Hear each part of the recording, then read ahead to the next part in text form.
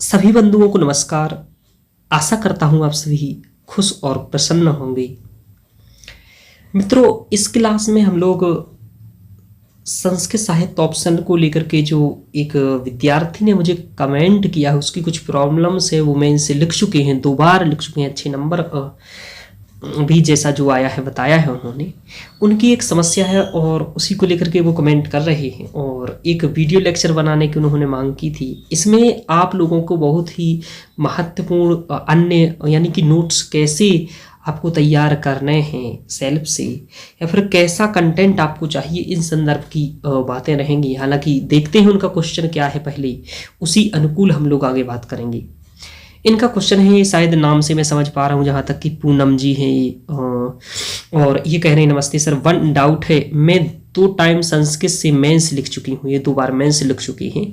मैंने Rajendra sir FHIS में या फिर पाणनी IAS में जो स्टडी करवाती हैं उनकी एक बुक है प्रशासनिक सेवा संचयन है, उसको मैंने कंप्लीट याद कर लिया है, लिख कर भी आती हूँ पेपर में लिख आती हूँ, बट सेकंड पेपर में नंबर इंक्रीज नहीं हो रहे हैं, वही 80 से 90 का करीब है नंबर आ रहे हैं इनके, यानी कि 2 मेंस लिख चुके हैं संस्कृत से और इनके 80 से 90 के नंबर आ रहे हैं और उन्होंने वहाँ से तैयार किया हुआ है उस बुक से, संस्कृत संचयन प्रशासनिक सेवा संस्कृत संचयन से। और क्या यह बुक सफिशियंट है या नहीं है, या फिर जो इसमें कंटेंट दिया है वह सफिशियंट या नहीं, इस प्रकार का इनका क्वेश्चन है। आगे कह रहे हैं मुझे अब क्या करना चाहिए संस्कृत ऑप्शनल सेकंड पेपर में, प्लीज़ सर एक वीडियो क्रिएट कर दीजिए, मेरे जीवन का सवाल है, मेरे 2 अटेम्प्ट ओनली शेष बचे हैं, प्लीज़ सर हेल्प मी। कुल मिलाकर के ये कि एक वीडियो बनाने को कि ये बुक सफिशियंट है या नहीं है, और ये जो बुक में दिया हुआ है और मेरा नंबर इतना कम क्यों आ रहा है। क्योंकि ऐसे ही समस्या वाले विद्यार्थी मेरे पास कई और आ चुके हैं, 3-4 जो कि अन्य संस्थानों से आए हैं, उनके भी मैं आज बात करूंगा।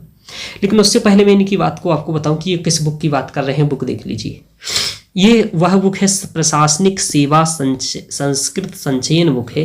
ये डॉक्टर राजेंद्र कुमार जी की है, ये DU के एक प्रोफेसर हैं, DU के प्रोफेसर हैं, तो इनकी यह बुक है। और इस बुक में जो व्याख्या दी हुई है, आज हम व्याख्याओं को भी समझेंगे उदाहरण सहित, और न केवल इनके को चीज को समझेंगे पर अन्य को भी समझेंगे।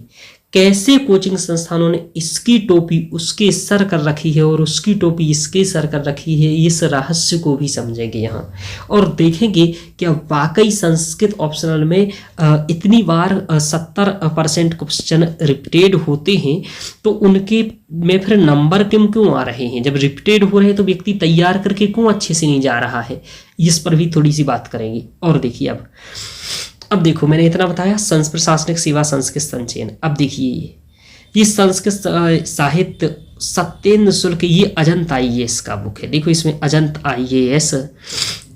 IAS संस्कृत अकादमी ये है इनका, इन्होंने ये कवर बना रखा है, इनका कवर पेज है फर्स्ट। ऐसे ही नोट्स बेचते हैं आपको, इस नोट्स को लेकर के व्यक्ति बर्बाद होता है और 5-10 रुपये kg बेचता है इसको। चलिए, पहली बात तो मैं यह सब रहस्य जो आपको बता रहा हूँ, मैं अभी ये बताना चाह नहीं रहा था।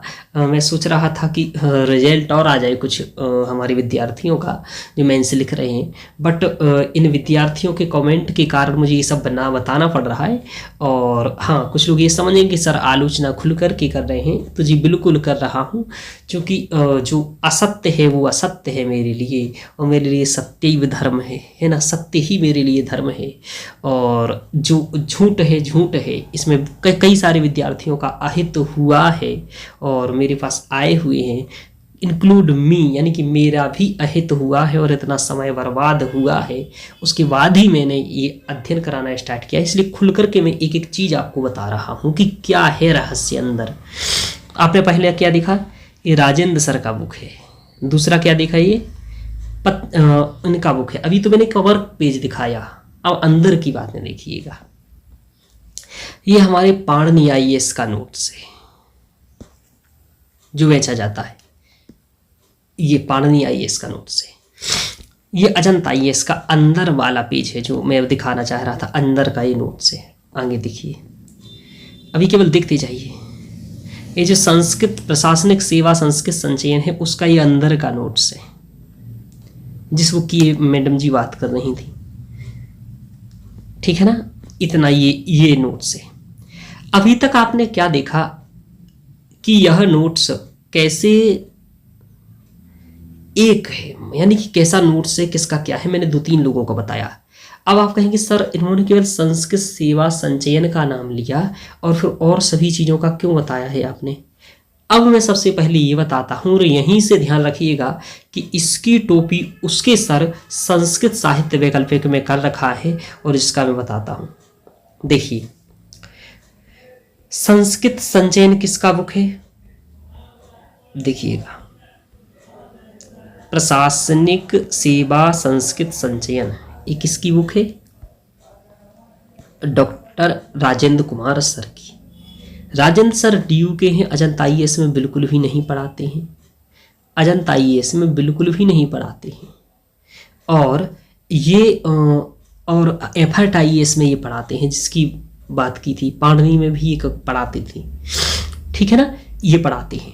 अब इनकी बुक के आप सबसे पहले क्या देखो, इनके बुक का ये इनका बुक है और इनका एक मैं क्वेश्चन यहाँ लाया हूँ और एक ही क्वेश्चन को मैं सभी का लाया हूँ। जो आपको बताऊँ क्वेश्चन क्या है, मैं आपको विगत वर्षों के पेपर में भी आया हुआ है, उसको भी मैं दिखा दूंगा। हाँ, आपको थोड़ा टाइम लगेगा, लेकिन आज का यह वीडियो ना आपके लिए इतना कारगर होगा, इतना कारगर होगा, आप संपूर्ण रहस्य से समझ जाएंगे। यहाँ देखिए 7वें सेकंड पेपर का 7वां नंबर का क्वेश्चन है।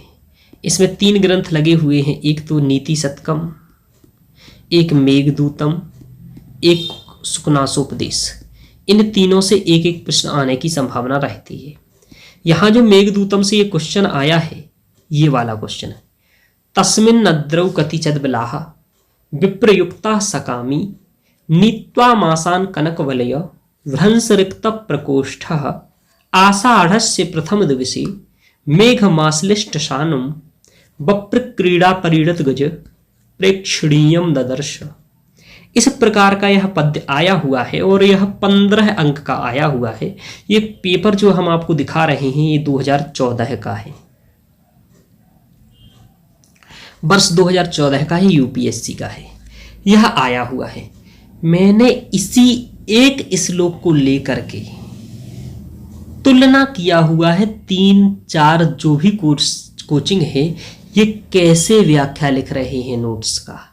आपने आज तक 3-4 कोचिंग के हो सकता है नोट्स ही ना देखा हो, जो भी सुप्रसिद्ध हैं और जो टोपी पहना रहे हैं आप लोगों को, बट मैं आज आपके सामने यहाँ लाया हूं।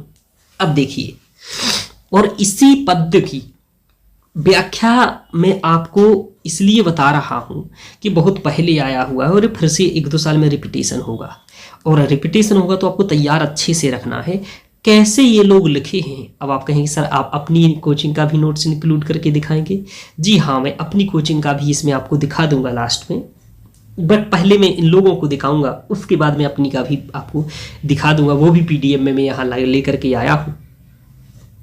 चलिए, अब हम सबसे पहले यहाँ क्या देखने वाले हैं कि ये हमने श्लोक पढ़ा, तस्मिन् नद्रौ वाला ये श्लोक पढ़ा, उसका पहला शब्द क्या है, बस इतना याद रख लीजिए। फिर अभी आपको समझ में नहीं भी पढ़ा है आपने कभी संस्कृत, तब भी आप ये समझ जाएंगे, मैं अभी समझाऊंगा।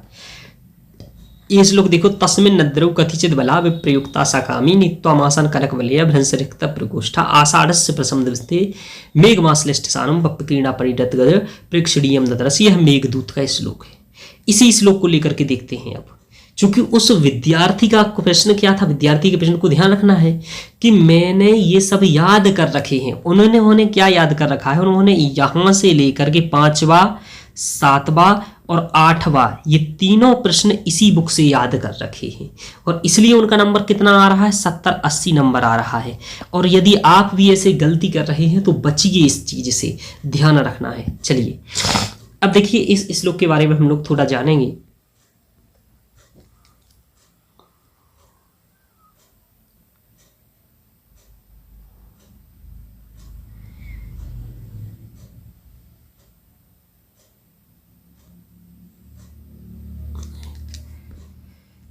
देखिए सबसे पहले तो मैं इस श्लोक के बारे में कुछ अध्ययन करवा दूं, तभी आप लोग कुछ समझ पाएंगे, और अध्ययन यदि मैंने नहीं करवाया तो आप नहीं समझ पाएंगे। इसलिए मेरा पहले दायित्व तो बनता है कि मैं इस श्लोक का अर्थ बताऊं। चूँकि श्लोक मेरे पास मैं वहीं पेपर का ही डायरेक्ट दिखा करके आपको अध्ययन करवा देता हूँ। देख लीजिए, ये हमारा पेपर, ध्यान रखिएगा। चलिए अब हम लोग अध्ययन करना स्टार्ट करते हैं, तब समझते हैं। अब थोड़ा सुनिएगा और ध्यान से मेरी बात सुनिएगा, ठीक है ना। चलिए, वरना यह लेक्चर बनाने का कोई प्रयोजन और लाभ नहीं होगा। देखिए, यह मेघदूत का श्लोक है। किस ग्रंथ का श्लोक है? एक मिनट। यह मेघदूत का श्लोक है। अब मेघदूत किसकी रचना है? महाकवि कालिदास की रचना है। इतना सभी लोग आप लोग जानते हैं, नहीं जानते हैं तो जान जाइए। महाकवि कालिदास की यह रचना है, मेघदूत है। इसमें कथा इस प्रकार से वर्णित है, समझ लीजिए, सुन लीजिए। एक राजा होते हैं कुबेर, एक अलकापुरी है। अलकापुरी के राजा होते हैं कौन? कुबेर। ये जो कुबेर राजा हैं, अलकापुरी के राजा हैं, कुबेर हैं, इनका एक सेवक है जिसका नाम है यक्ष। यह यक्ष इनकी सेवा करता है, इनके पूजन इत्यादि सभी चीज़ों की सहायता करता है, सेवा करता है। इस यक्ष का क्या हुआ? नया नया शादी हो गया। इस यक्ष का क्या हुआ? शादी हुआ। और शादी जब हो गया इसका, तो शादी तो हो गया, तो शादी का भी यह आनंद ले रहा और साथ में ही कुबेर की यहाँ सेवा भी कर रहा। एक बार क्या होता है कि कुबेर की ये प्रतिदिन सेवा करता है और कुबेर स्वयं शंकर जी का अभिषेक करते हैं। तभी क्या होता है कि यक्ष से वह कहते हैं कि आपको ताजे ताजे फूल लाना है, और वस्तुतः यक्ष का कार्य भी यही था कि वो ताजे ताजे फूल लाए। यक्ष क्या करता है? ताजे फूल लाता है, ताजे फूल लाता है, रोज डेली लाता है। लेकिन एक दिन क्या करता है, ठंडी के मौसम में ये पहले ही, चूंकि पत्नी के साथ रात में काम वासना इत्यादि जो भी, तो सुबह लेट हो जाता था। तो इसने सोचा एक काम करें कि सुबह से अच्छा है कि मैं रात को ही ला करके रख लूं। अब इसने क्या किया कि जो फूल वगैरह है वह रात को ही ला करके रख लिया, यानी कि रात्रि काल में पुष्प ला करके रख लिए। अब पुष्प रात्रि में रख दिए। अब क्या हुआ कि जब रात्रि में रख दिए इसने पुष्प, तो सुबह कुबेर की पूजा में गया। जैसे ही उसने पूजा को पुष्प लेकर के शिव जी को चढ़ाया कुबेर ने, ये जैसे ही इसने चढ़ाया और शिव जी को चढ़ाया, तो एक भौरा निकल करके एक फूल में से आया। और जब भौरा निकला तो समझा ये तो बंद था, यानी कि यह सुबह के ताजे खिले हुए नहीं है, वस्तुतः यह तो रात के हैं। अब रात्रि काल के यह पुष्प है, ऐसा कुबेर को मालूम चला। तो यहाँ क्या किया गया? यहाँ इस यक्ष ने क्या किया कि अपने कर्तव्य विमुख किया, यानी कि कर्तव्य से विमुख हो गया। तो इसे कुबेर ने क्या किया? इसको श्राप दिया कि जिसके काम वासना में आज तू मेरे पूजा के कर्म को या फिर अपने स्वकर्म को भूल गया है, अपने कर्म से च्युत हो गया है, तो उसी पत्नी के विरह में तू 1 वर्ष तक वनवास में रहेगा, या फिर 1 वर्ष तक अपनी प्रिया के विरह में रहेगा और यहां से दूर रहेगा। तो प्रिया के विरह में रहेगा, ऐसा कुबेर ने श्राप दे दिया यक्ष को। ठीक है, अभी तक की इतना आपको कथा मुझे लगता है समझ आई होगी। नहीं आया है तो एक बार पीछे कर लीजिएगा, क्योंकि मुझे यहाँ बहुत सारा टॉपिक्स लेकर के चलना है, इसलिए मैं जल्दी से चल रहा हूँ। अब क्या होता है कि कुबेर ने श्राप दे दिया, यक्ष श्रापित हो गया। अब 1 साल ये दूर रहेगा। अब ये क्या करता है कि श्राप ठीक है, इसी श्राप के अकॉर्डिंग ये दूर रहने लगता है। और एक आश्रम है रामगिरी आश्रम। रामगिरी आश्रम रामटेक पहाड़ी के पास में है, तो इसमें आकर के ये बना रहता है। और ये जो रामगिरी आश्रम है, यहाँ कुछ दिन सीता जी भी रही थी, उन्होंने स्नान इत्यादि भी किया, और यहाँ यानी कि उनके स्नानों से पवित्र जल से रमणीय था। यहाँ कई सारे वृक्ष इत्यादि मनोहर सुंदरतम प्रकृति थी, यानी कि अच्छा घने पेड़, वृक्ष, फूल, फल, जानवर, इस प्रकार का वर्णन ये करते हैं। ऐसा वर्णन महाकवि पहले पद्य में करते हैं, मेघदूत के पहले श्लोक में करते हैं। ये सब कथा जो मैं बता रहा हूं, यह पद्य 1 की कथा है, यानी कि पहले श्लोक की कथा है, ध्यान रखिएगा। इतना हो जाता है। अब ये रामगिरी आश्रम में रह रहा है, अपनी प्रिय से विरह में रह रहा है। अब देखो यहाँ के बाद इस श्लोक का अर्थ आपको समझ में आ जाएगा। अब ये रह रहा है, बहुत दिन इसे हो गया है वहां रहते रहते। अब इस श्लोक में इससे आगे की कथा है, ठीक है ना। ये जो मैं कथा बताया इससे पहले वाले श्लोक का बताया। हालांकि अब इसके जो ये विवेचनीय पक्ष है वो हमने इस पद्य के विवेचन नहीं किए, इस पद्य के मैं विवेचन करूंगा, क्योंकि मैं इसको उदाहरण लेकर के चल रहा हूं। इतना तो मैंने अभी तक पृष्ठभूमि बताया मेघदूतम का, कि मेघदूत की कथा इस प्रकार की है। अब देखिए यहां से आगे क्या होता है। जब क्लास में पढ़ते हैं तब तो बहुत ही डिटेल्स करना पड़ता है, समझाना पड़ता है। ये शॉर्ट में मैं समझा रहा था, अब देखो आगे आपको समझाता हूं। अब क्या होता है, वो कहाँ रह रहा है, रामगिरी के आश्रम में रह रहा है। और रामगिरी के आश्रम में जब ये रह रहा है, अब मैं इसको मिटा रहा हूं, रामगिरी के आश्रम में ये रह रहा है, तो इसकी अपनी प्रिया के बारे में विरह में रह रहा है। नया नया पत्नी था, नया नया छूट गया है, समझ रहे हो आप लोग, है ना, बहुत समझदार हैं। चलिए अब देखिए तो क्या होता है कि यहाँ ये अपनी पत्नी से दूर है, तो यह एक शब्द इन्होंने प्रयोग किया कि तस्मिन् नद्रौ कतिचिद वला विप्रयुक्तः सकामी नीत्वा मासान् कनकवलया भ्रंसरिक्त प्रकोष्ठः आषाढ़स्य प्रथम दिवसे मेघम आश्लिष्टसानुम बप्रक्रीडा परिडत गज प्रेक्षणीयम ददर्श प्रेक्षणीयम ददर्श। अब देखिए इसका हम अर्थ समझते हैं। देखो यहाँ शब्द आया है, अब इसको हम अर्थ समझेंगे तभी इन व्याख्याओं को समझ पाएंगे कि सभी कोचिंग संस्थान ने क्या इसका व्याख्या दे करके रखा है। थोड़ा समय लगेगा लेकिन ये जरूरी बहुत ज़्यादा है, वरना आपको नंबर कैसे मिलेगा। देखिए 15 अंक का है, बार बार आना है, लेकिन सभी क्लासेस इसके उत्तर देंगे क्योंकि यह तो श्लोक कम ही सिलेक्टिव, तो इसका अर्थ देखना बहुत जरूरी हो जाता है, वो व्याख्या देखना। देखो यहाँ इसमें कह रहा है कि अब ये क्या है कि अवला विप्रयुक्ता सकामी, यानी कि वह कामी। सकामी का मतलब वह कामी। तो यहां प्रश्न आया कि कौन है कामी। देखिए कामी व्यक्ति कौन था, यक्ष था ना, अभी के मैंने क्या बताया, यक्ष था। तो वह कामी व्यक्ति क्या कर रहा है, क्या कर रहा है, देखिए उसकी स्थिति देखिए। अवला विप्रयुक्ता, यानी कि सहकामी कैसा, वह कामी कैसा है, अवला विप्रयुक्ता। यहां एक शब्द आया अवला विप्रयुक्ता। अवला विप्रयुक्तः शब्द क्या है, अवला विप्रयुक्तः, ध्यान रखना इस चीज को। अब मैं इसके आपको अर्थ को बता रहा हूं। अवला का मतलब स्त्री नहीं है, अवला का मतलब है बल रहित। अवल जो बल रहित है, यानी बल, एक स्त्री या पुरुष का बल क्या है, एक प्रेमी का बल क्या है, उसका सहायता क्या है, उसकी ताकत क्या है। तो बल का मतलब क्या है, उसका बल क्या है, उसका बल है पति और पत्नी का साथ रहना। पति और पत्नी, पत्नी और पति जब दोनों साथ रहें, ये दोनों बलवान हैं। क्या है, बलवान हैं, बलयुक्त हैं। तो अवला का मतलब हुआ बल से रहित, ठीक है ना। अवला विप्रयुक्तः, विप्रयुक्तः यानी कि वियोग से युक्त, क्या, वियोग से युक्त विप्रयुक्ता। तो अवला बिना बल रहित और विप्रयुक्त है। हालांकि इस शब्द को अभी देखेंगे और आगे समझेंगे। तो कुल मिलाकर के हम लोगों को अर्थ का अनर्थ नहीं करना है, जबकि अभी आपको बुकों में मैं दिखाऊंगा क्या लिखा हुआ है।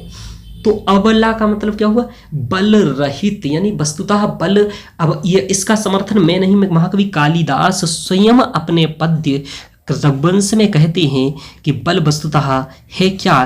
तो कहते हैं रघुवंश में कि बागर्थ विव संप्रक्तौ तस्य संबंधः पार्वती परमेश्वर से संबंध, यानी पार्वती और परमेश्वर का जो संबंध है वो शब्द और अर्थ के समान नित्य है, यानी कि नित्य रहेंगे तभी यह संसार सागर आगे बढ़ सकेगा।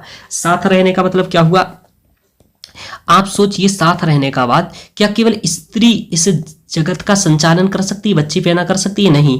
ना ही अकेला पुरुष कर सकता है? नहीं। तो इन दोनों के संयोग से, दोनों के समेकन से ही ये संसार सृष्टि आगे बढ़ सकती है। जब दोनों समेकित हैं तभी यह बल युक्त है वस्तुतः, तो बलवान है, यानी कि बल, तो ध्यान रखिएगा। लेकिन अभी क्या है, अबला का मतलब क्या हो, बल ना हो जिसके पास, यानी कि जिसके पास या तो पति के पास पत्नी ना हो या पत्नी के पास पति ना हो।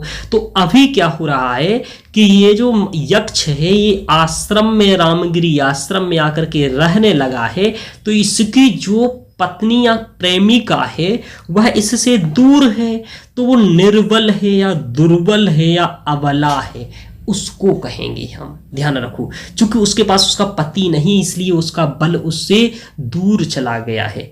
और पति जैसे ही पास होता तो क्या होता, बल सहित होता। यह है अबला का अर्थ, न कि अबला का अर्थ स्त्री है। ध्यान रखो, अबला का अर्थ है कि जिसके पास रियल में शक्ति ना हो, यानी कि उसकी शक्ति दूर हो उससे।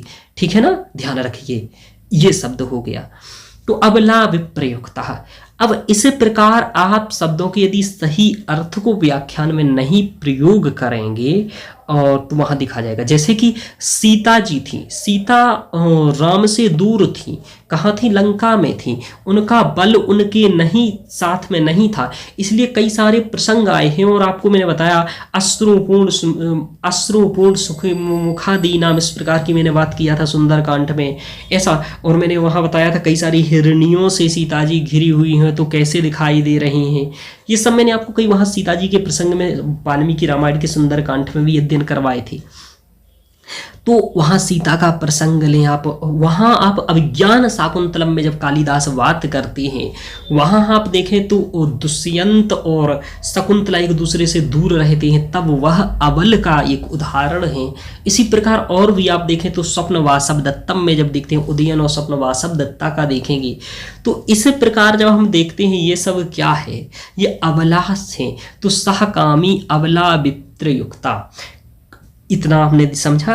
तो अबला विप्रयुक्ता, इस शब्द का अर्थ आप बहुत ही अच्छे से रोचक ढंग से मैं मानता हूं समझ चुके होंगे। सकामी यानी कि वह कामी अबला विप्रयुक्ता है ना, तो ध्यान रखो। तो पहला हमने बताया अबला विप्रयुक्ता। अब ये अबला है, वियोग में है, उससे दूर है। वियोग में होता क्या है, वियोग में होता क्या है, दुख होता है आपको। तो कहा जाता है दुख होता है, तो दुख चिंता से चतुराई घटे और दुख से घटे शरीर। क्या घटे, दुख से घटे शरीर। और इसलिए ये कह रहा है, क्या कह रहा है कि कनक वलय भ्रंश रिक्त प्रकोष्ठ, कनक वलय भ्रंश रिक्त प्रकोष्ठ। क्या, कनक वलय भ्रंश रिक्त प्रकोष्ठ। जो कनक वलय भ्रंश रिक्त प्रकोष्ठ, अर्थ क्या है सर, बहुत समझ में नहीं आ रहा है। कनक का मतलब होता है सोना मेरे भाई, कनक का मतलब क्या होता है, सोना मेरे भाई। यहाँ क्या लिखा हुआ है, कनक। कनक एक सोना मतलब रात वाला सोना नहीं कि सो जाते हैं आप, ये कनक वो गोल्ड वाला सोना, ठीक है ना। वलय भ्रंश रिक्त प्रकोष्ठ, कुल मिलाकर के एक लाइन में पहले अर्थ समझ लीजिए। और जो कंगन हाथ में पहने रहते हैं, तो यक्ष इतना कमजोर हो चुका है दुख में कि उसके हाथ से कंगन निकल गया है। तो इसी को कहा जाता है कनक वलय भ्रंश रिक्त प्रकोष्ठ। रिक्त प्रकोष्ठ यानी कि खाली स्थान, खाली हो गया है।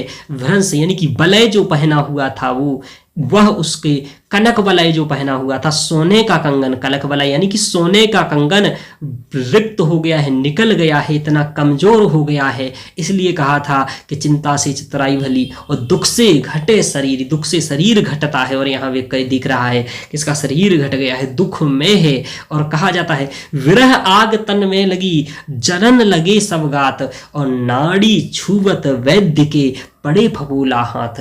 इस प्रकार के यदि आप श्लोक जो मैं कोटेशन बार बार प्रयोग कर रहा हूँ, दुख से घटे शरीर, या फिर हम उदाहरण एग्जाम्पल यूज किए हैं वाल्मीकि रामायण में सीता जी का, वो आपका अभिज्ञान शाकुंतलम में शकुंतला का, यदि इस प्रकार के एग्जाम्पल्स, कोटेशंस, श्लोक, यह सब आपकी व्याख्या में नहीं है तब प्रॉब्लम आएगा। इसलिए जो मैं ये बता रहा हूँ बहुत ही महत्वपूर्ण बता रहा हूँ।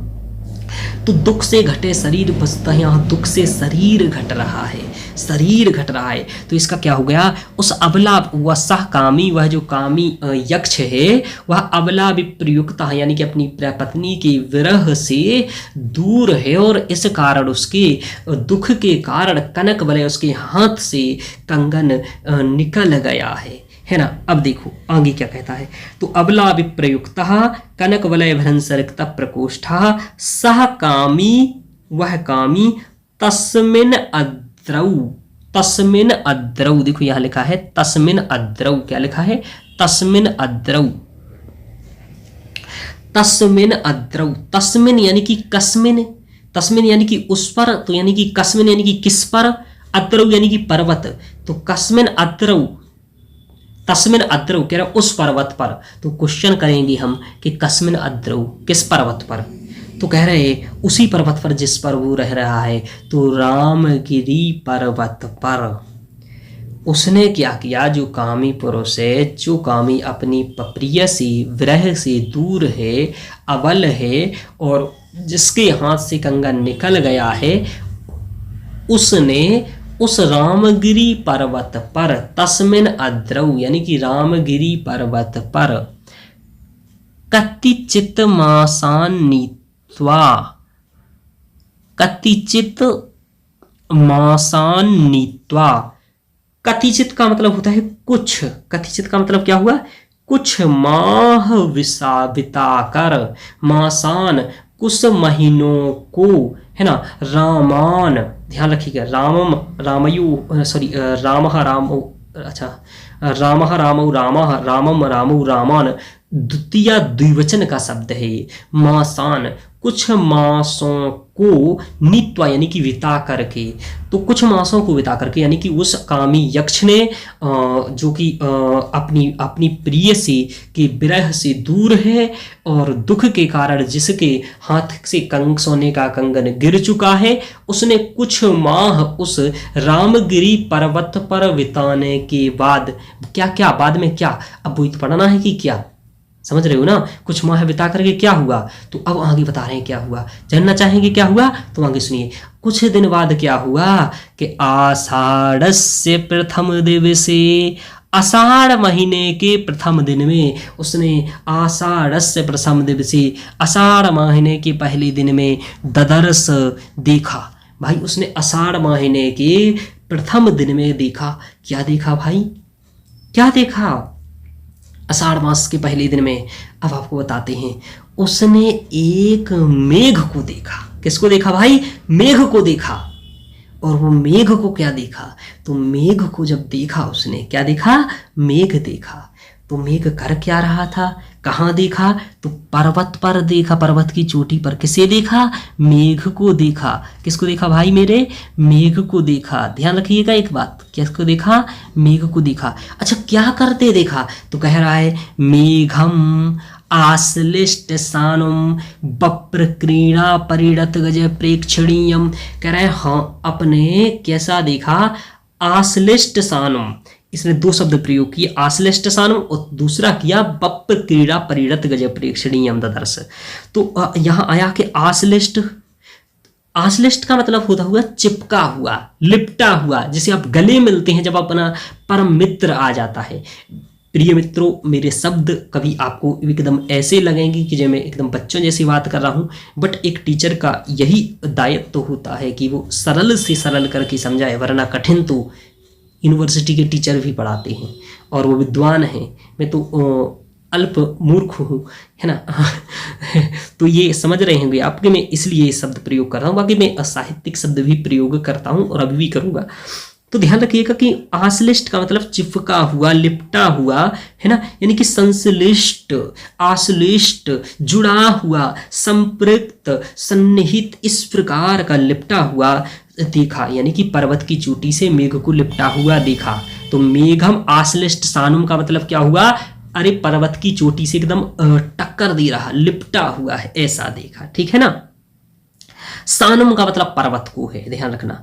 तो और कैसा देखा, और क्या कर रहा है, कह रहा बप्र क्रीड़ा परिणत गज प्रेक्षणीयम, बप्र क्रीड़ा करते हुए देखा। अब ये नया क्या बवाल आ गया, बप्र क्रीड़ा क्या होता है सर? देखो आपने गांव में कभी बैल देखा होगा, बैल देखा, क्योंकि हाथी तो देखते नहीं है, यहाँ तो हाथी की बात कर रहे हैं, हाथी सभी नहीं देखते हैं, बैल जरूर देखे होंगे, है ना? यूपी वाले, एमपी वाले, बिहार वाले बैल, हाँ यूपी वाले बात जाना, बैल का चर्चा रहता है, ध्यान रखिए। तो जब बैल देखे होंगे, बैल क्या करता है, अपने सींगों को एक मिट्टी के उसमें लगाता है और ऐसे उचकाता है मिट्टी को, यानी कि ऐसे सींग से उचकाता है मिट्टी को, वो करना हमारे यहाँ कहते हैं किल्लोरी कर रहा है, ठीक है ना? तो आप उसको जो भी कहें कह लीजिएगा, बट इसी प्रकार का कि मिट्टी को उचकाना ऐसे, यानी कि ये मेघ क्या कर रहा है, उस पर्वत में लग रहा है और ऐसे लग रहा है जैसे कि एक हाथी भी ऐसे ही करता है। हाथी भी किल्लोरी करके क्या करता है, अपने उससे दांतों के प्रहार से पेड़ों को उखाड़ेगा, पत्तों को तोड़ेगा, तो उसी प्रकार का यह मेघ करता हुआ दिखाई दे रहा है। बप्र क्रीड़ा परिणत गज प्रेक्षिण्यम ददर्श, बप्र क्रीड़ा कर रहा है ऐसा, है ना? ऐसा इसने देखा, किसको? मेघ को देखा। इतना ही इसका सामान्य अर्थ है। अब आपको मैं इसको एक बार संपूर्ण अर्थ बता दूं। देखिए इसका यह है संपूर्ण अर्थ, हिंदी में समझ लीजिए, फिर एक एक शब्द पर अभी और चर्चा करेंगे। अभी तो हमने केवल अर्थ बताया है, अर्थ समझाया है, अभी व्याख्या थोड़ी ना हो गया है। व्याख्या होने के लिए एक श्लोक को मेरी क्लास में 30 से 40 मिनट लगते हैं, और कभी कभी 45 मिनट भी हो जाते हैं। जो कब 30 से 40 मिनट एक श्लोक को उखाड़ते हैं हम लोग, पोस्टमार्टम करते हैं, एक चीज़ का देखते हैं, है ना? तभी तो नंबर मिलेगा। अब देखो इसका अर्थ है कि भाई उसने उस कामी यक्ष ने, साकामी यक्ष, उस कामी यक्ष ने जो कि अपनी प्रिय या पत्नी के विरह से युक्त है और रामगिरी के आश्रम पर रह रहा है, जिसके दुख के कारण उसके हाथ से कंगन छूट गया है, कंगन टूट गया, सोने का कंगन निकल गया है, रिक्त हो गया है। ऐसे उस यक्ष ने उस रामगिरी आश्रम पर कुछ दिन बिताने के बाद रामगिरी पर्वत पर आषाढ़ मास के प्रथम दिन में मेघ को आश्लिष्ट सानुम, यानी कि मेघ को आलिंगन करते हुए तथा बप्र क्रीड़ा करते हुए देखा। यह इसका सामान्य अर्थ है कि बप्र क्रीड़ा करते हुए देखा, यह मैंने बता दिया। अभी देखिए यहाँ मैं अपना नोट्स नहीं लाया हूँ कि मैं आपको दिखाऊं, अभी आपको कुछ चीज़ें बता, आप क्लासेस में रहते हैं तब तो ये जो मैं बता रहा हूँ तोड़ करके एक एक शब्द, अर्थ, इन शब्द का अर्थ, कोटेशन, ये सब नोट्स में लिखा रहता है। अभी चूंकि मैं यहाँ समझा रहा हूँ, ये हाँ मैं लाया नहीं हूँ नोट्स आपको दिखाने को, चूंकि मैं एक बुक नहीं पढ़ा रहा हूँ, मैं आपको केवल एक श्लोक को समझा रहा हूँ, और समझाने के बाद आप यह सब लिख पाए तो लिखिएगा और लिख लीजिएगा ये सब चीज़ें। और बाकी मैं ये इसलिए समझा पा रहा हूँ कि आप मेरे से पढ़ने के बाद फिर देखिए इन लोगों का व्याख्या, और मेरा भी व्याख्या देखिएगा, सभी का देखिए। इतना आपने समझा सामान्य अर्थ। अब देखो आपको बताता हूँ मैं आगे की बातें क्या है।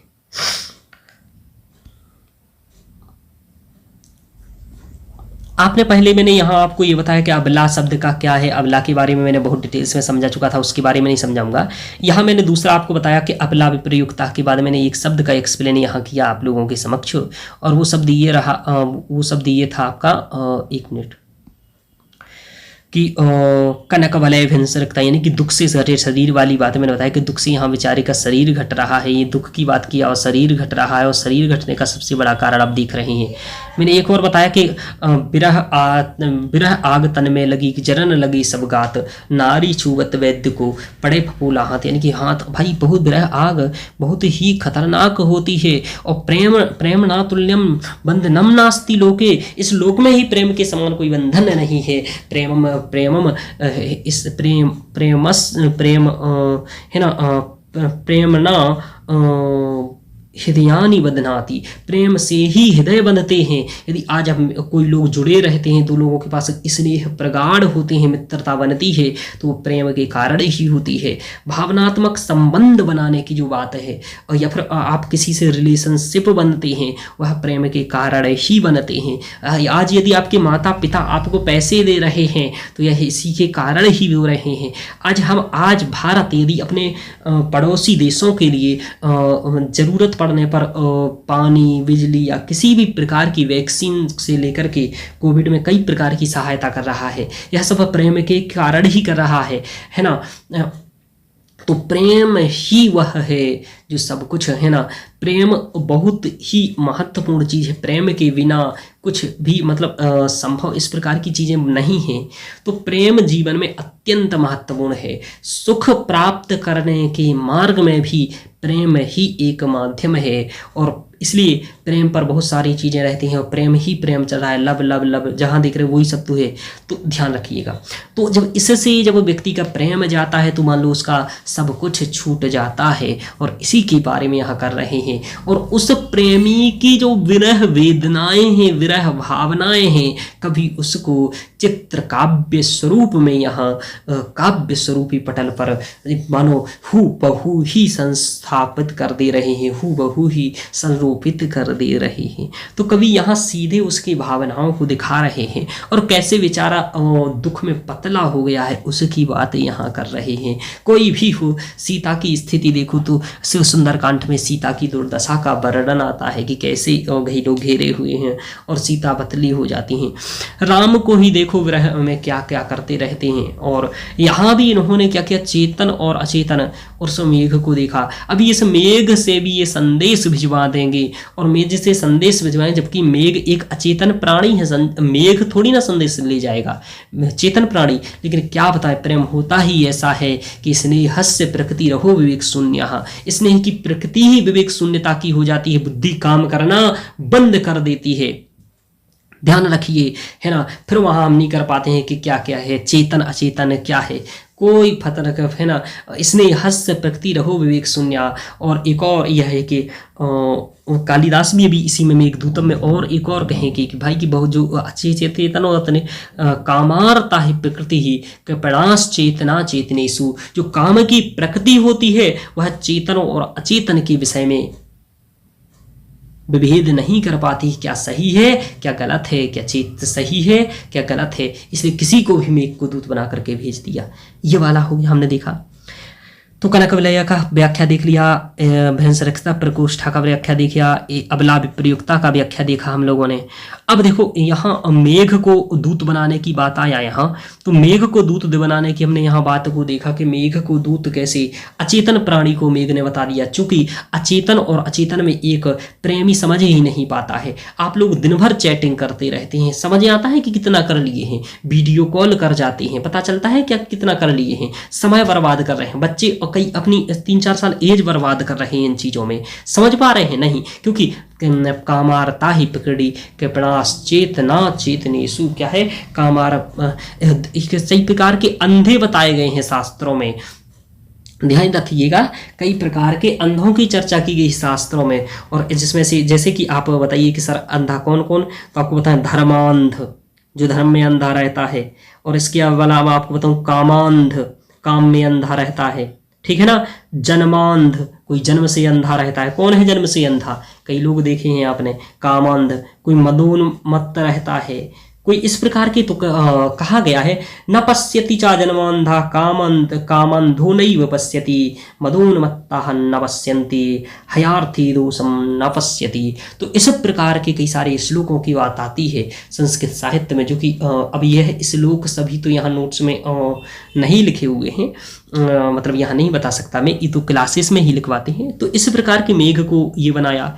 इसके बाद कवि देखिए क्या सुंदरतम, यह आषाढ़स्य प्रथम दिवते मेघमाश्लिष्ट सानु। आषाढ़ के प्रथम दिन में देखा कवि प्रयोग कर रहे हैं, दिन की ऋतुओं की भी परिचर्चा कर रहे हैं। उससे सुंदर देखो कि कवि ने क्या सुंदरतम उपमा का प्रयोग किया है। महाकवि कालिदास अपनी उपमा को कभी नहीं छोड़ते हैं। उपमा कालिदास से बप्र क्रीड़ा प्रीडत गण प्रेक्षणीय मुदा से, बप्र क्रीड़ा जैसे करता है वैसे यह मेघ क्रीड़ा कर रहा है। जैसे बप्र मिट्टी हाथी मिट्टी उछालता है या कुछ करता है पेड़ वगैरह, वैसे यह मेघ कर रहा है। तो महाकवि कालिदास ने उपमा का वैशिष्ट इस पद्य में प्रदान किया है। वप्र क्रीड़ा परिणत गज प्रेक्षणी यम ददर्श, इसमें उपमा का वैशिष्ट वर्णित है।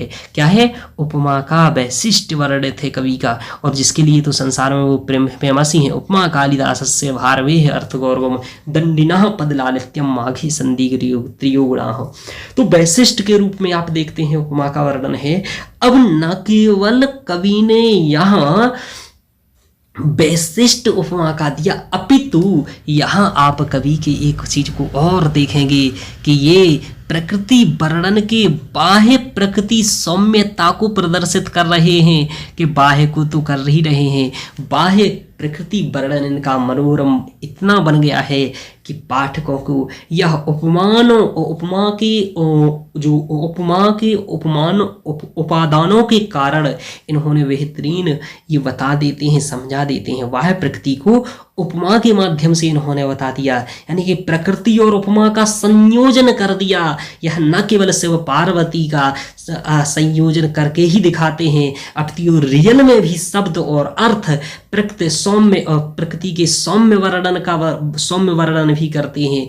बाह्य और अंतर प्रकृति का भी एक साथ प्रकट कर देते हैं।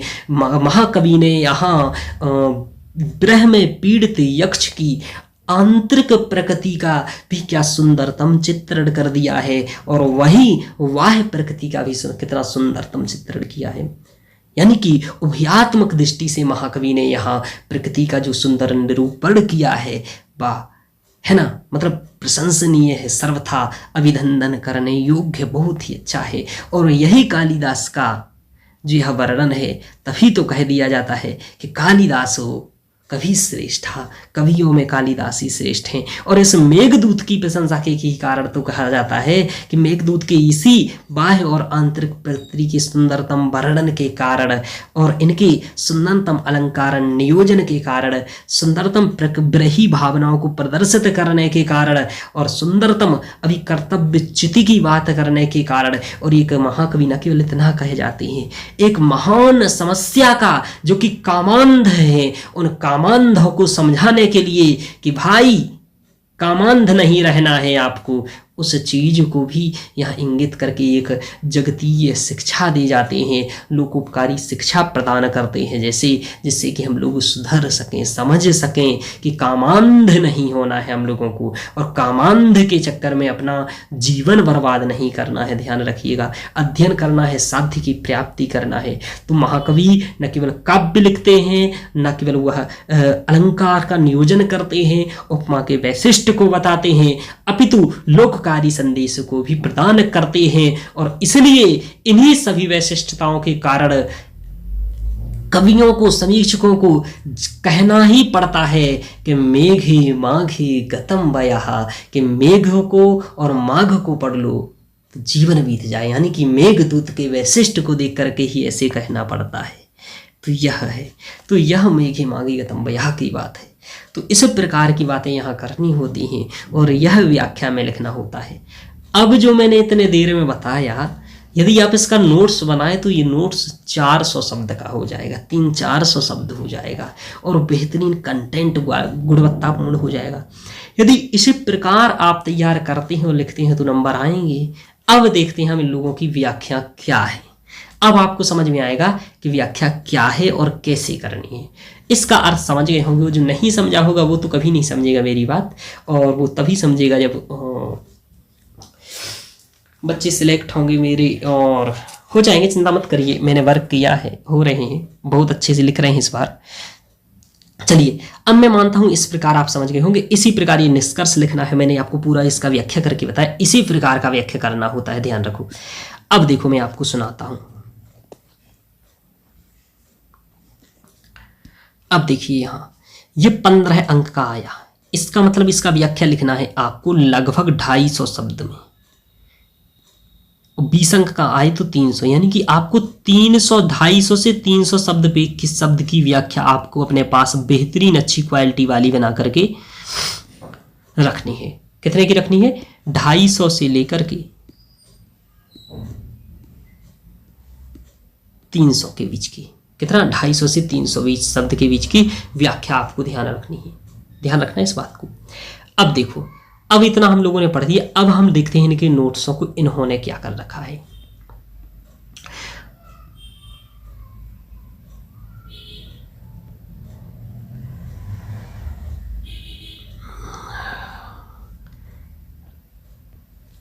अब देखिए ये अब देखो इन्होंने इसका बताते हैं। सबसे पहले आप देखो संस्कृत संचयन का, ये संस्कृत संचयन बुक है, आप लोग यहाँ देख पा रहे होंगे एकदम, ये प्रशासनिक सेवा संस्कृत संचयन। अब आप कैसे बर्बाद हो रहे हैं ये बात आप समझ जाएंगे। प्रशासनिक सेवा संस्कृत संचयन, प्रशासनिक सेवा संस्कृत संचयन, प्रशासनिक सेवा संस्कृत संचयन, ये बुक आप देख रहे हैं, ये राजेंद्र सर की है। इनकी व्याख्या को हम पढ़ते हैं। देखिए इन्होंने सबसे पहले ये श्लोक लिखा है जो आया है, यही श्लोक के बारे में मैंने वर्णन किया है। तस्मिन् नद्रौ कतिचिद्वला विप्रयुक्ता सा कामिनी त्वाकमासन कलक वलया भ्रंशरिक्त प्रकोष्ठा आषाढ़स्य प्रथम दिवसे मेघमासलिष्ट सानम बप्प क्रीड़ा परिणत गज प्रेक्षणीयम ददस। ये श्लोक सभी लोग बराबर रखेंगे। अब इन्होंने अन्वय लिखा है, ये अन्वय आपको पेपर में नहीं लिखना होता है, जबकि इन्होंने व्याख्या में दिया है। अब आप इन्होंने मालूम नहीं किस उद्देश्य से दिया है। मैं मना करता हूं अपने विद्यार्थियों को कि मेरे विद्यार्थियों आप इसे नहीं लिखेंगे, ठीक है ना, लिखना है ना ही ये आपको शब्द और अर्थ लिखना है पेपर में,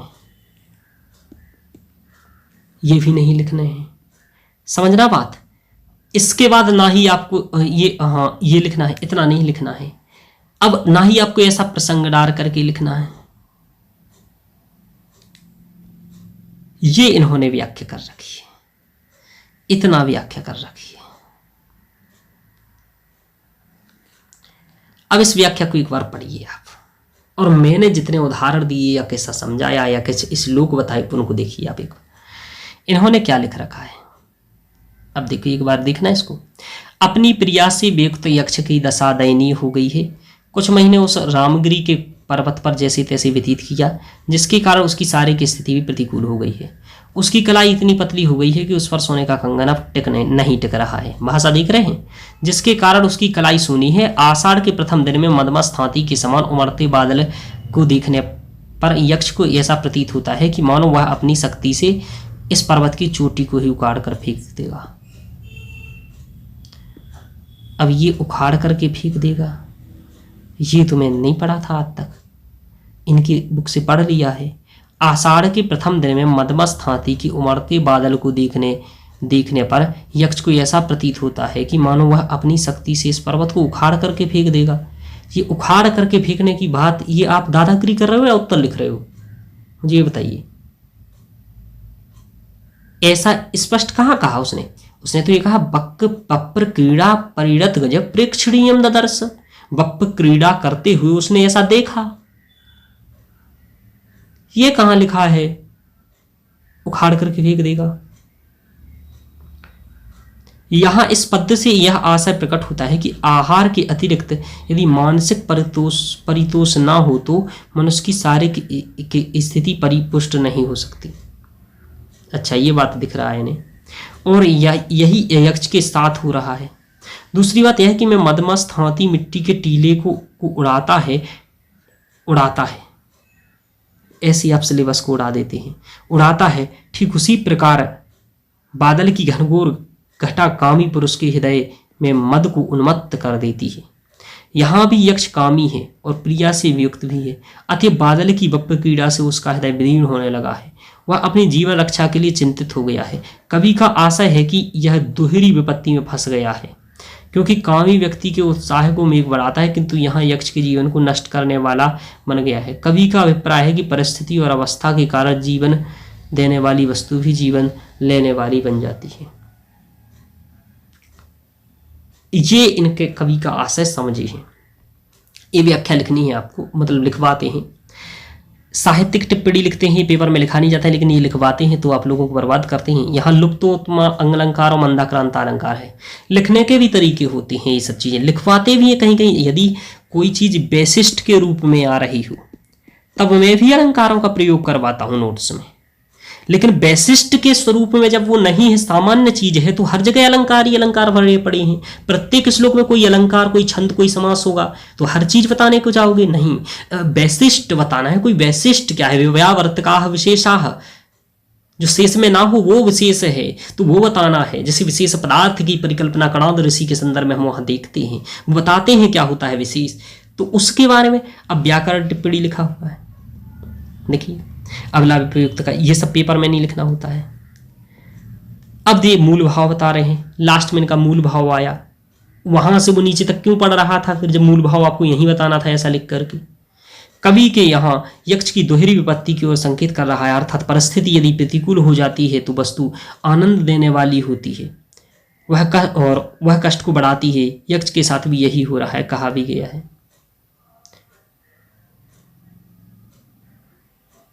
अब आप देखो कि क्या हो रहा है, ये हो रही है व्याख्या। ये व्याख्या देखिए, चलो ये तो ठीक है। अब इसके दूसरा आपको 200 शब्द में लिखना है, एक भी ना रिलेट है यहाँ, ना कुछ किया गया है, इसी प्रकार का लिखा गया। अब देखो आपको बताए, ये इस प्रकार का इन्हें व्याख्या लिखा गया है।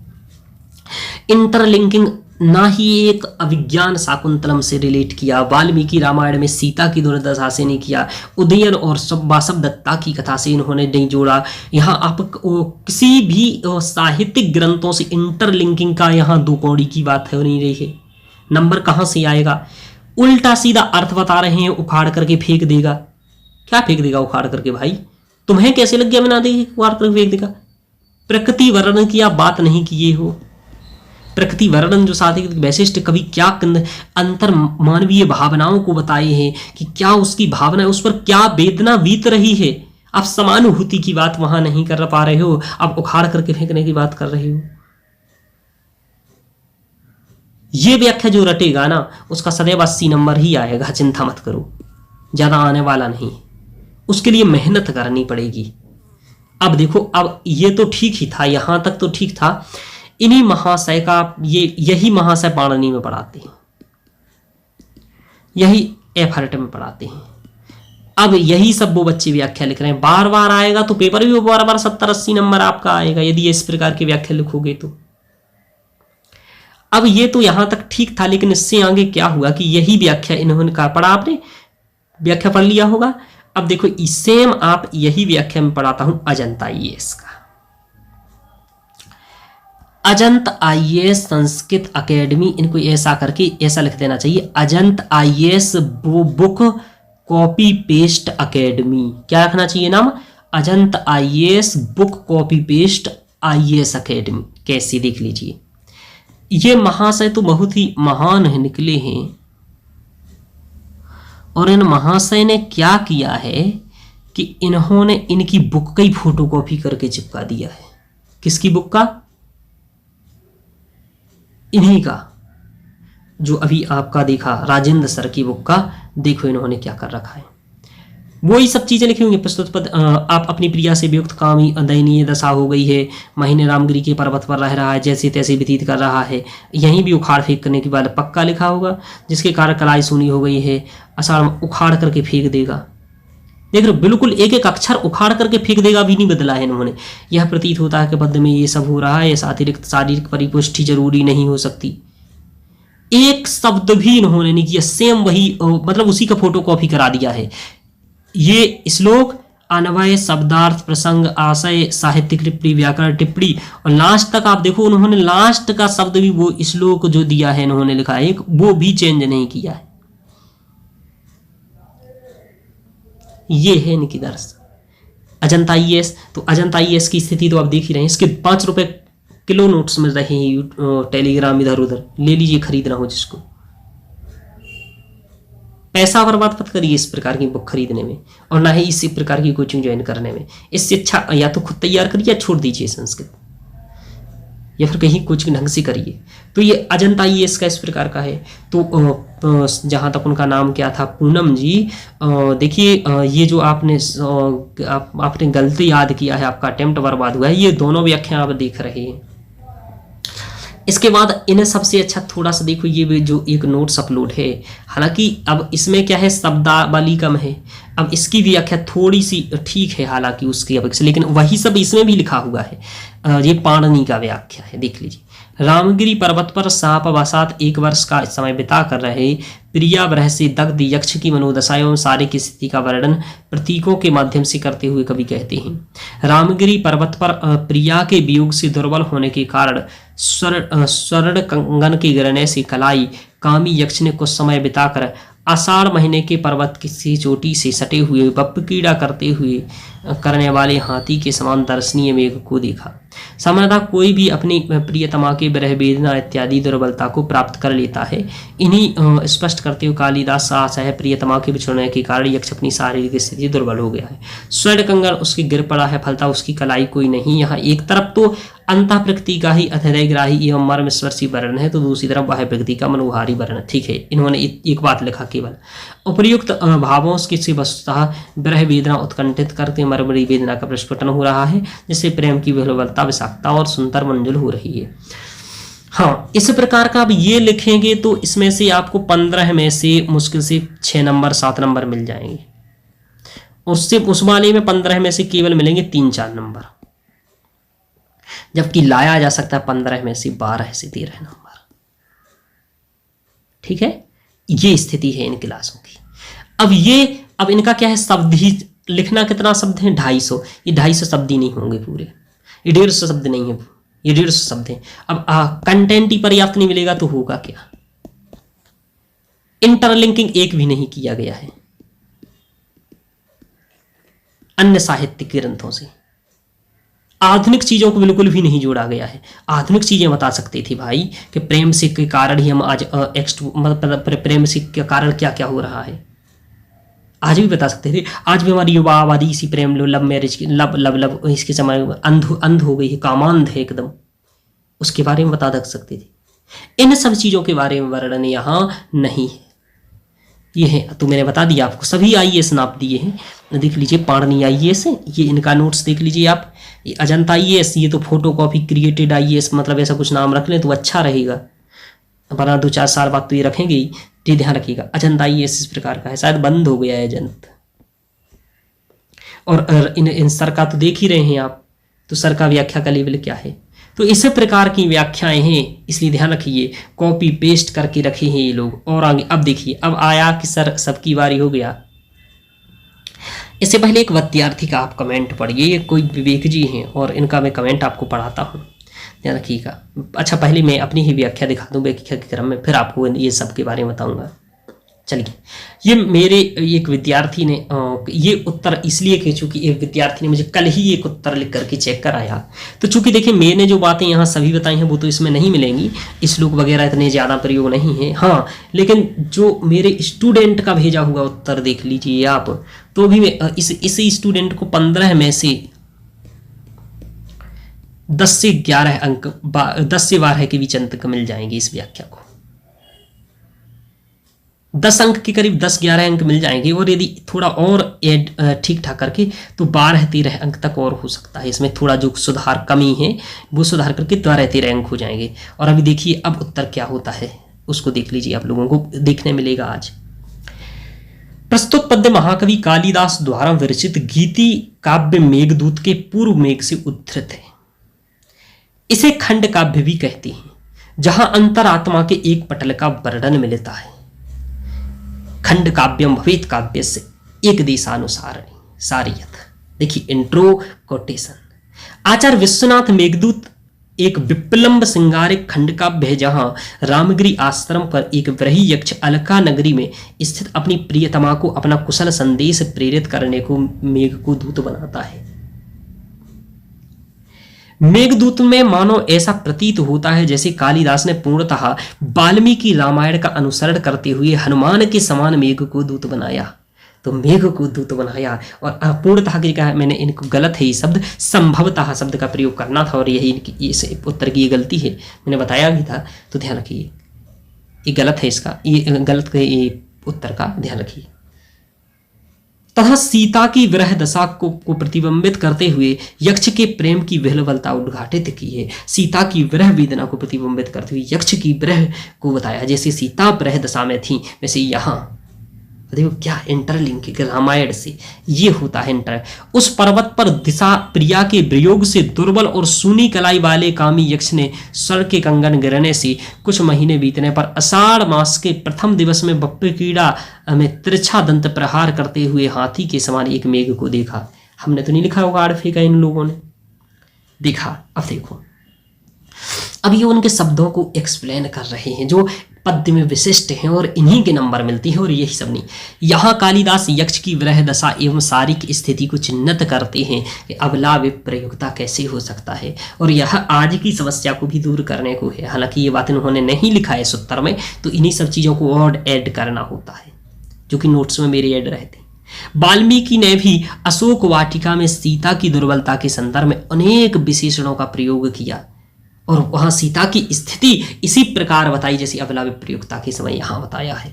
उपवास कृताम दीनाम अश्रुपूर्ण सुखाम दीनाम, ये सब जो शब्दों का प्रयोग करके, श्लोकों का प्रयोग करके उस प्रकार का है। विथ एग्जाम्पल इंटरलिंकिंग ये होता है। रिक्त प्रकोष्ठ की बात आया है यहाँ कालिदास की दूरदृष्टि से बृहरा नल में दग्ध पुरुषों की स्थिति भी स्त्रियों के समतुल्य ही दर्शाई गई है। यानी कि जरूरी नहीं है प्रेम के जो विरह होता है वह केवल स्थिति को हो, पुरुष को भी उसी सदृश होता है ना। ध्यान रखिएगा। अज के संदर्भ में देखें आप, चाहे राम के संदर्भ में देखें, राम वन में इसमें कितना दुखी रहते थे। उत्तर रामचरितम में राम की स्थिति का वर्णन की बात देखें आप, रामायण में आप देखें कैसे राम पीड़ित हैं और दुखी रहते हैं। इन सभी स्थितियों जैसे स्त्री पति से दूर रहने पर श्रृंगार आभूषण आदि का परित्याग कर देती हैं, वैसे ही यक्ष ने भी कलाई से कांता विरह में रिक्त हो गया है, यानी कि उसका भी हो गया है। यानी कि प्रिया के विरह में सब कुछ ही तो बेकार लगने लगता है। उसी प्रकार की बात यहाँ कहा है। और रिक्त हो गया है, दुख से घटे शरीर वाली बात, यानी कि शरीर का भी घट गया है, शारीरिक हानि भी यहाँ हो रही है। लेकिन उसके लिए प्रेम ना बंधनम नास्तियों के प्रेम की सदृश बंधन नहीं है। थोड़ी कोटेशन का मैं प्रयोग इन्होंने की है इसमें, तो इनको और बढ़ाना चाहिए थोड़े से कोटेशंस जो मैं प्रयोग कर रहा हूँ, तो इनके नंबर और इंक्रीज होंगे। ये उत्तर है, ध्यान। सकामी ददर्श, उस काम पीड़ित यक्ष ने मेघ को देखा। मेघालोके भवती सुखनोपि, अन्यथा वृत्ति मेघ के आलोक होने पर सुखी व्यक्तियों की हो जाती है, तो इसकी भी अन्यथा वृत्ति हो। कामार्थ है व्यक्ति के प्राश्चेतना चेतनेशु। यहाँ कालिदास यक्ष की अंतः प्रकृति और वाह्य प्रकृति को चित्रित करते हुए उसकी काम पीड़ित मनोदशा को प्रदर्शित करते हैं कि वैसे कुछ दिनों महीने बीतने पर आषाढ़ मास के पहले दिन जब वह रामगिरी पर्वत पर मेघ को देखता है तो उसे काम वासना पुनः व्याकुल कर देती है, पुनः उसे काम वासना सता देती है। ध्यान रखिएगा। तो यहाँ देखो अब आपको इंटरलिंकिंग कैसे करना, यही बातें ध्यान रखना है कि रामगिरी पर्वत पर देखा था काम वासना पुनः व्याकुल कर देती है। कालिदास के अभिज्ञान शाकुंतलम में भी कहते हैं कामी स्वताम पश्यति, कामी दिख जाता है भाई। तो यहाँ अभिज्ञान शाकुंतलम से रामायण से लिंक करके इस प्रकार के श्लोक को कोटेशंस का प्रयोग करके अन्य जगह का भी और बिना इस प्रकार की बात करोगे प्रमाण तो नंबर मिलेगा। यहाँ कालिदास ने लुप्तोपमा अलंकार तथा मंदाक्रांता छंद का सुंदरतम प्रयोग करते हुए काव्यगत वैशिष्ट को भी ध्यान रखा है। तो ये ध्यान रखिएगा, काव्यगत वैशिष्ट की भी ध्यान रखते हैं, प्रकृति वर्णन को भी ध्यान रखा है कवि ने। सुंदरतम प्रकृति बाह्य और आंतरिक प्रकृति वर्णन किया है। तो देखो ये सब बात, प्रकृति वर्णन की बात बताया, इनकी बात बताया, इंटरलिंकिंग किया। इस प्रकार महाकवि ने कालिदास ने मेघदूत में न केवल भारतीय संस्कृति या प्रकृति वर्णन में अद्वितीय ज्ञान का परिचय दिया है, परंतु वे काव्य सौंदर्य एवं कवित्व कर्म से कवि कुलगुरु के स्थान को भी प्राप्त हुए हैं। और इसलिए इनकी प्रशंसा में कहा जाता है कि मेघे माघे गतम वयः या फिर काव्यदासो कवि श्रेष्ठा। तो इस प्रकार आपको उत्तर लिखना है। अब देखिए यह उत्तर मिलाइए आप और एक बार वह उत्तर मिलाइए, दोनों को आप कर लेंगे। और दूसरा मैं एक बात बता दूं, यह विद्यार्थी जो आए हैं यह पाणिनि IAS से ही आए हैं और ये 2 बार मेंस लिख चुके हैं और 2 बार मेंस लिख चुके हैं। उसके बाद ये उत्तर चेक करा रहे हैं और ये बर्बाद कर रखा था इन्होंने। अब मेरे आप आकर के सुधार रहे हैं, धीरे धीरे इनका सुधरता जा रहा है और बहुत अच्छा हो जाएगा। मुझे आशा है कि जो मेरे विद्यार्थी पढ़ेंगे इस प्रकार के उत्तरों 15 में से आराम से 12-13 अंक प्राप्त करेंगे। और 12-13 अंक यदि आप यहाँ से प्राप्त करते हैं तो बहुत अच्छा है, चूँकि ये बार बार आ रहे हैं और सभी कोचिंगों का नोट्स खराब है तो आप देख रहे हैं कि इस प्रकार करेंगे तो बहुत अच्छा प्राप्त करेंगे। आप लोग भी इसी प्रकार का नोट्स बनाइए और तैयार करिए कैसे व्याख्या करनी है। तो आप लोग समझ गए होंगे इसकी टोपी उसके सर कैसे कर रखी है कोचिंग संस्थानों ने, ये बात समझ गए होंगे। दूसरा यह कि इनके नोट्स की वैल्यू क्या है। अब देखो अभी और भी बातें आपको 2-4 और समझ लीजिए फिर जाइएगा। एक कोई व्यक्ति भाई हैं, ये बता रहे हैं इनका अनुभव अच्छा है लगा, अब सत्य है या गलत है तो देख लीजिए। फ्रेंड्स, अगर आप लोग कोई भी संस्कृत ऑप्शनल यूपीएससी में रखना का सोच रहे हैं, दिल्ली में कोई क्लास ज्वाइन करने का सोच रहा था, एक I think would like at that कोई भी कोचिंग क्लास दिल्ली में सफिशियंट नहीं है संस्कृत के लिए, बिकॉज मैं खुद भुक्तभोगी हूँ। Every coaching promise a lot time all class start the Sanskrit काफ़ी इजी है ना, वो सब करा देंगे। फॉर एग्जाम्पल सेकंड पेपर में हर कोई बस जैसे निकाल देते हैं। तो आज से 2 साल पहले का कमेंट है कि कोई भी निकाल देता है, तब तो मैं मतलब अध्ययन कराना ही आरम्भ नहीं किया था, मैं 2 साल पहले के बाद ही किया, मतलब ये 1.5 साल से लगभग किया हो गया है अध्ययन कराते हुए यहाँ आपको डायरेक्टली। तो सेकंड पेपर में ही कोई जैसे तैसे निकाल देता है।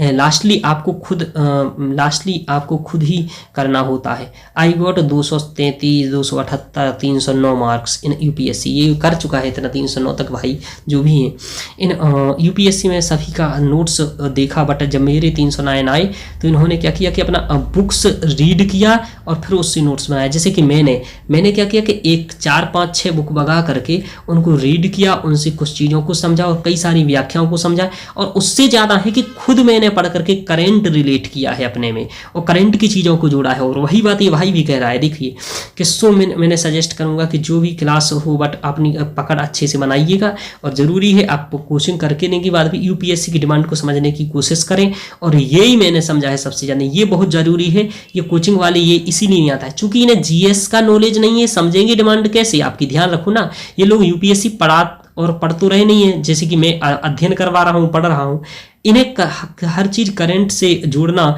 सीखना होगा। So never take a shortcut, किसी भी बड़ी कोचिंग की नाम बस सुन करके ज्वाइन ना करें, ध्यान रखिएगा। आपको ध्यान रखना है ये बात कि वहीं देख लीजिए जहाँ ठीक है।